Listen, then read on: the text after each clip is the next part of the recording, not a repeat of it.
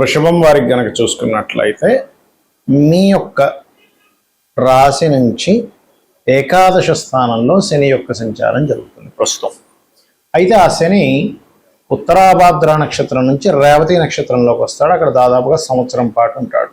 అంటే మే 18, 2026 నుంచి జూన్ 2వ తేదీ 2027 వరకు, అంటే ఈ సంవత్సరం పాటు మీ యొక్క శని భగవానుడు లాభస్థానంలో ఉన్నందుకు కలిగేటువంటి ఫలితాలు ఏమిటి, జాగ్రత్తలు ఏమిటి చూసుకున్నట్లయితే ప్రధానంగా ఇది మీకు అంటే ఈ కాంబినేషన్ వల్ల కేవలం మీకే కాకుండా మీ పర్సనల్ చార్ట్ మీద ఉండే ఎఫెక్ట్ కానీ దేశకాల పరిస్థితుల్లో కానీ ఎటువంటి ఫలితాలు వస్తాయనేటువంటి అంశాలు చెప్తుంది నేనైనప్పటికీ చెప్పిస్తుంది సాక్షాత్ లలిత అమ్మవారికి భావిస్తూ ఆ లలితాంబిక అమ్మవారి యొక్క అనుగ్రహం మీకు పరిపూర్ణంగా కలగాలని మనస్ఫూర్తిగా కోరుకుంటూ, ఇక్కడ ఇది సంతాన సంబంధించినటువంటి యోగానికి మరియు వ్యాపార లాభ సంబంధించినటువంటి విషయాలకి అనుకూలిస్తుంది. గోచారం అనుకూలించడం వేరు, మీ యొక్క జన్మజాతకంలో గ్రహం ఇచ్చే రిజల్ట్ వేరు. గుర్తుపెట్టండి, ఇది గోచార అనుకూలత మాత్రమే. ఇది ఇక్కడ అనుకూలిస్తుంది. వ్యాపారము, ధనము, సంతానం కోసం చేసే ప్రయత్నాలకు అనుకూలిస్తుంది.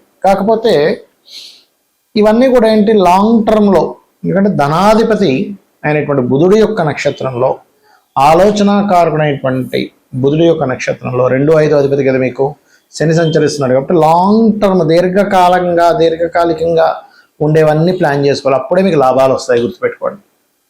అదేవిధంగా అది మీ సంతానం గురించి అనుకోండి, మీ ప్రేమ వ్యవహారాలకు సంబంధించింది అనుకోండి, మీ కుటుంబ సభ్యులకు సంబంధించినటువంటి విషయాలు అనుకోండి, ఇవన్నీ కూడా లాంగ్ టర్మ్లోనే బాగుంటాయి. అయితే ఇక్కడ మీరు చేయకూడనటువంటివి ఎటువంటివి జాగ్రత్త తీసుకోవాలి అంటే, ఇక్కడ ప్రధానంగా ఇన్సూరెన్సెస్ రిలేటెడ్ సంబంధించిన విషయాల్లోని, అది మీ ఆఫీస్కి అనుకోండి, మీ యొక్క గృహానికి అనుకోండి, మీ వస్తువుకి అనుకోండి, మీ వాహనాలకు అనుకోండి, ఇన్సూరెన్సెస్ విషయంలో నెగ్లిజెన్సీ చేయకూడదు, గుర్తుపెట్టుకోండి. అలాగే ఇక్కడ ఏంటంటే, ఎప్పుడైతే శని మీకు బుధ నక్షత్రాల్లో ఉన్నాడో, ఇప్పుడు మనం చూడండి, ఒక ఇన్సూరెన్స్ లాంగ్ టర్మ్ కట్టాక అక్కడెక్కడో మనకు ఉపయోగపడుతుంది, లేదా అది కార్ ఇన్సూరెన్స్ అనుకోండి, అలాంటివి మీకు ఉపయోగపడతాయి. అలాగే వాహనం తీసుకునేటప్పుడు, మధ్యవర్తిత్వంగా ఉండేటప్పుడు, వివాహ సంబంధించినటువంటి నిర్ణయాలు, వివాహ జీవిత సంబంధించినటువంటి విషయాల్లో ఎక్కడా కూడా కాంప్రమైజ్ అనేటువంటిది అవ్వకూడదు.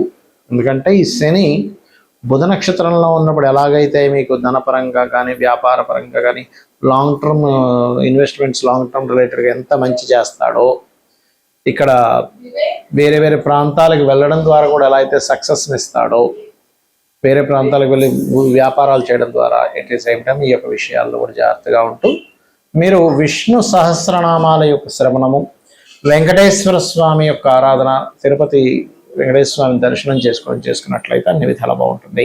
మరి ఈ యొక్క శని మే 18వ తేదీ నుంచి మీనరాశిలోకి ఉత్తరాభాద్ర నక్షత్రం విడిచి రేవతి నక్షత్రంలోకి వెళ్తున్నందుకు దేశకాల పరిస్థితుల్లో ఎటువంటి ఫలితాలు ఉంటాయి మనం ఎప్పటి నుంచో చెప్తున్నాం. ఈ సంవత్సరం కొన్ని వాయు సంబంధం మూలకంగా మనం చాలా రోజుల నుంచి చెప్తూనే ఉన్నాం. యుద్ధ సంబంధించింది చెప్పాము. అదేవిధంగా చాలా విషయాలు మైథుని జ్యోతిష్యం, మేదిని జ్యోతిష్యం పరంగా, ఈ మేదిని జ్యోతిష్యం పరంగా చూసుకుంటే దీన్ని ఇంగ్లీష్లో ముండేన్ ఆస్ట్రాలజీ అంటారు.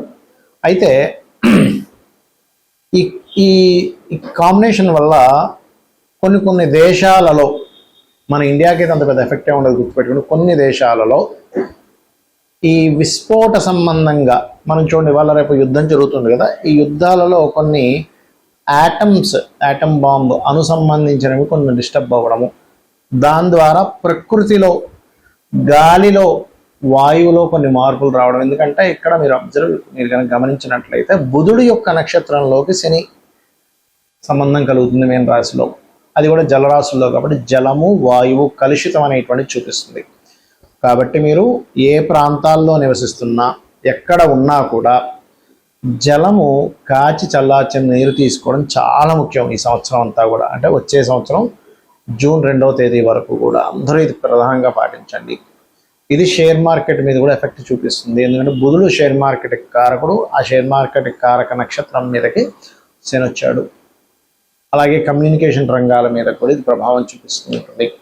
ఆ రకంగా రోగాల ప్రభావము, అదేవిధంగా చాలా దేశాలు అయ్యో ఇంత అప్పు ఉందా ఈ దేశానికి అనేటువంటిది కూడా బయటపడనుంది, గుర్తుపెట్టుకోండి. ఎందుకంటే ఈ శని అప్పులకి కారకుడు, బుధుడు అప్పులకు కారకుడు. ఈ శని ఎప్పుడైతే అప్పులకు కారకుడు అయినటువంటి బుధ నక్షత్రాల్లోకి వెళ్ళి కూర్చుంటున్నాడో ఆర్థిక మాన్యం అనేటువంటిది రాబోతుంది కొన్ని దేశాలకి. కాబట్టి ఏ దేశవాసులైనా కూడా ఈ యొక్క విషయంలో అంటే వాళ్ళ యొక్క ఫైనాన్షియల్ రిలేటెడ్ సంబంధించినటువంటి విషయంలో అనుకూలత ఉండాలి. కానీ ఈ యొక్క గ్రహస్థితి ఇండియాకి మాత్రం ధనపరంగా మంచి గ్రోత్ని ఇవ్వబోతుంది. ఇప్పుడు ఇన్ని రోజుల నుంచి చూడండి, మనం రూపీ వాల్యూ పడిపోతుంది అనుకుంటున్నాం కదా, ఇక్కడ నుంచి కొంత ముందుకు వెళ్ళేటువంటిది అంటే కొంతవరకు దాని యొక్క ఇది కొంత ఆగడము, కొంత రైజ్ అవ్వడం కూడా జరుగుతుంది ఈ యొక్క బుధ నక్షత్రంలోకి శని యొక్క సంచారం మూలంగా, గుర్తుపెట్టుకోండి. అయితే మరి అందరూ కూడా ఏం చేయాలి? ఇప్పుడు కొంతమందికి జాతకం తెలుస్తుంది, కొంతమందికి తెలియదు, వాళ్ళ పర్సనల్ చార్ట్ తెలియదు, వాళ్ళది ఏ రాశో తెలియదు. ముఖ్యంగా ఎటువంటి నెగటివ్ ఎఫెక్ట్స్ కలగకుండా ఉండాలి అంటే మీరు చేయవలసినటువంటిది ప్రధానంగా శని బుధ గ్రహాల దగ్గర దీపారాధన చేయండి. గోవులకి గోంగూర బెల్లం లాంటివి తినిపించండి. అంటే మీ జాతకం, మీ నక్షత్రం ఏదైనా కానివ్వండి, మీ రాశి ఏదైనా కానివ్వండి, మీ లగ్నం ఏదైనా కానివ్వండి, ఇది ఎప్పుడైతే ఈ బుధ నక్షత్రాల్లోకి శని యొక్క సంచారం జరుగుతుందో ఇది గొప్ప ధనయోగాన్ని ఇస్తుంది, గుర్తుపెట్టుకోండి. అలాగే మరొక విషయం ఏంటంటే వాళ్ళ యొక్క జన్మజాతకాల్లో వాళ్ళ పర్సనల్ చార్ట్స్ ఉంటాయి కదా, వాళ్ళ యొక్క చార్ట్లో బుధుడి యొక్క మహాదశ కానీ శని యొక్క మహాదశ కానీ నడిచేటప్పుడు వాళ్ళది కనుక లగ్నాన్ని బట్టి, వాళ్ళకుండే ప్లేస్మెంట్ని బట్టి, బుధుడిలో శని కానీ శనిలో బుధుడు కానీ, లేదా మహాదశే డైరెక్ట్గా బుధ మహాదశ కానీ మహాదశే శని మహాదశ కానీ నడిచేటప్పుడు వాళ్ళకు ఉండేటువంటి గ్రహాలలో అది కనుక మంచి ప్లేసుల్లో ఉంటాయంటే 2 అదేవిధంగా 5 కానీ, లేకపోతే పాపగ్రహం అయితే శని అయితే కనుక 3, 6, 11 స్థానాల్లో 10 స్థానాల్లో ఉన్నప్పుడు అది పాజిటివ్ ఫలితాలు ఇస్తుంది. అలా కాకుండా కొద్దిగా ఇది చతుర్థ భావంలోనో లేకపోతే శుభగ్రహాలయ్యుండి పాపస్థానాలు అంటే బుధుడు కనుక పాపస్థానాల్లో ఉన్నట్లయితే గోచారంలో బుధరాశుల్లో శని యొక్క రాక జరుగుతుంది. కాబట్టి అది కొంచెం హెల్త్ మీద ఎఫెక్ట్ ఇస్తుంది. కాబట్టి మీరు ఎవరికైనా ఈ యొక్క గ్రహ ప్రభావం వల్ల మీ జన్మజాతకంలో కూడా ఆరోగ్య సంబంధించినటువంటి విషయంలో ఇబ్బంది పడుతున్నట్లయితే ఒక చక్కటి మంత్రం ఉంటుంది, అది చేసుకోండి.